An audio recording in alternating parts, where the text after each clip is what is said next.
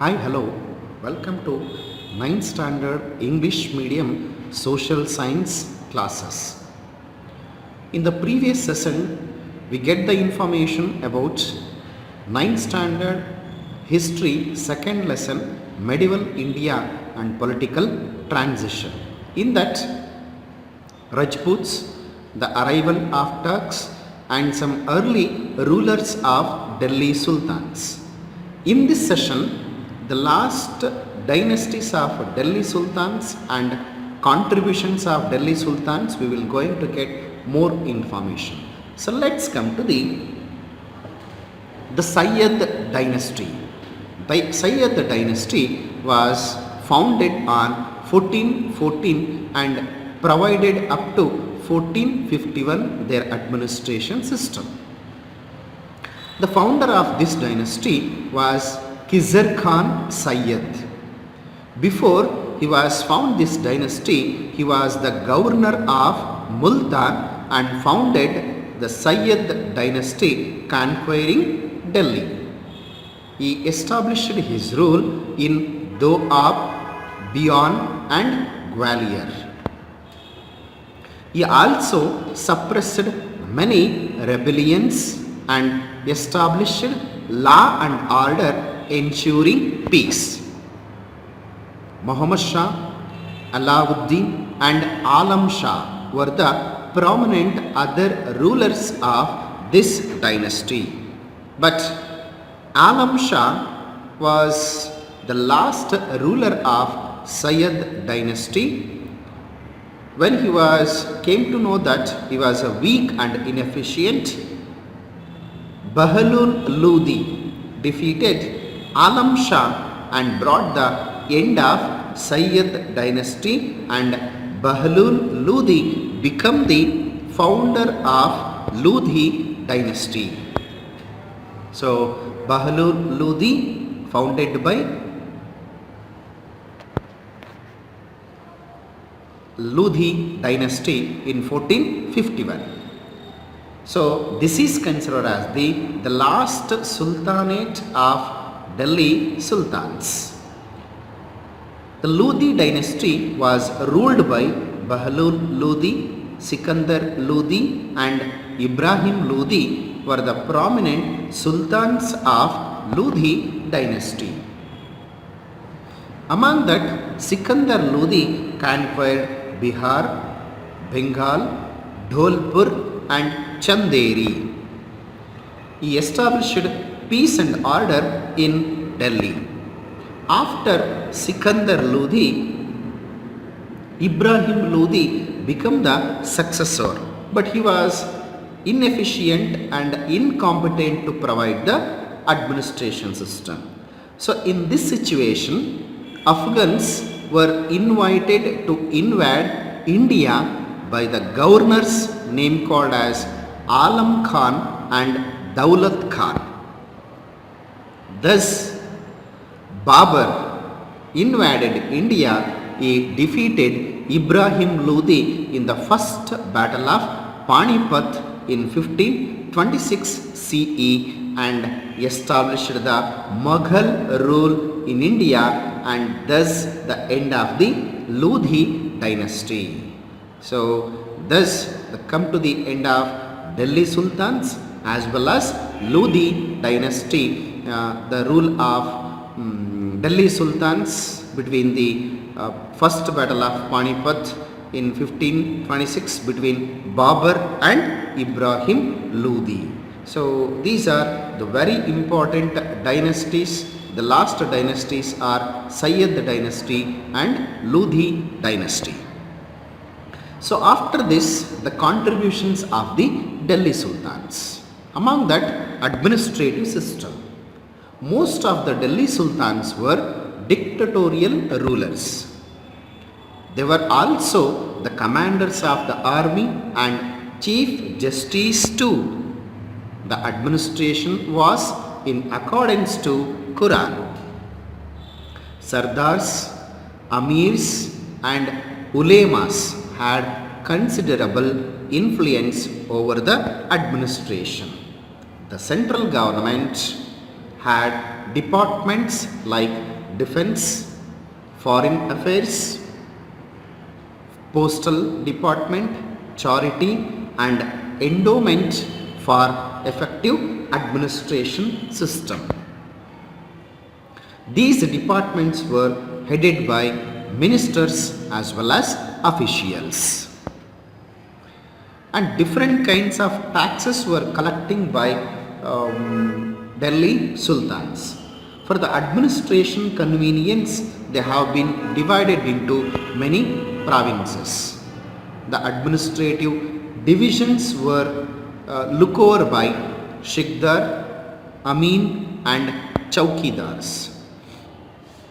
And their very important role is collection of revenue, maintenance of law and order, providing education and facilities, ensuring cleanliness are the main roles of the duties of the Shikdar, Amin and Chowkidars. Even they are collecting different taxes like Kharas. Kharas means it's a non-Muslims has to be paid as a land tax. Zakat, it is called as the property tax. Ursh, it is called as the agricultural tax. Kums is called as tax on the wealth plundered during the battles. Zazia, it has to be considered as a religious tax, has to be paid by Hindu. So like this, tax on property without heir, import duty, house tax were the main source of income during Sultan's rule. There were officials for the collection of taxes. They are appointing some of the officers to collect the taxes. Qazis aided the Sultan in dispensing justice in provinces and towns. They used to dispensing the judgment. So when it comes to the part of social system of the Delhi Sultans, during the rule of Sultans, the Muslim and Hindu communities had their traditional customs and faiths. The Hindu Bhakti saints and Sufi saints of Muslim communities ushered in social changes into old social system. In the beginning of Sultan's rule, only Turk Sardars were appointed to higher administrative positions. Later on, their influence waned. During the reign of Khilji and Tughlaq, local people who had converted into Islam had more opportunities. Particularly, the educated of serving communities of Hindus got higher postings. Hence, the ruling class of this time got introduced into Indian way of dressing, beverages, food and music and cultural aspects also. Hindus were appointed as associate officers and clerks in revenue department. Slavery was in practice. War prisoners were named as slaves. There were many women slaves in palace. The status of women was not healthy.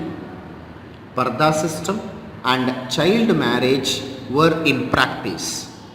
Women from higher social classes participated in fine arts. The rural women participated in agriculture and household activities. So thus the information about social system and their economic situation. The sultans brought in major changes in the areas of agriculture. The old system of tax fixation and revenue collection was changed. The mandatory payment of tax by both the rich farmer and the poor farmer was the main feature of the revenue policy adopted during the rule of the sultans. The transportation and communication were improved during the Delhi Sultans. Roads were built all across from Gujarat to Bengal. The foreign merchants visited all the small and big markets of medieval India and some settled here also. This provided a lot of impetus to craftsmen. The Indian artifacts entered the European markets. The sultans and the prominent businessmen were running factories of gold and silver ornaments and silk looms also. It was got lot of contribution during the time of the Delhi Sultans, and their contribution in the field of literature. Many foreign authors and historians were under the royal patronage of sultans. Their writings are in Persian and Arabic languages. Now you can see the Persian as well as Arabic languages. The famous scholar named Al-Biruni was in the court of Muhammad Ghori. He was a philosopher, mathematician and also a writer. He wrote a book, Kitab ul Hind, on the social, political, economic and religious aspects of India. The one more author, poet named called as Amir Khusro wrote 6 books and provided details about Hindu and Muslim culture. He is called as the Indian Parrot. Hasan Nizami, the one more poet who wrote Tazul Mazir. Minhaj us Siraz, who wrote Tabak-e Nasiri. Zaiuddin Barani wrote Tariq-e Firoz Shahi. Firoz Tughlaq himself is a great poet. He wrote Futuhat-e Firoz Shahi. So these are all the major literary contribution of Delhi Sultans.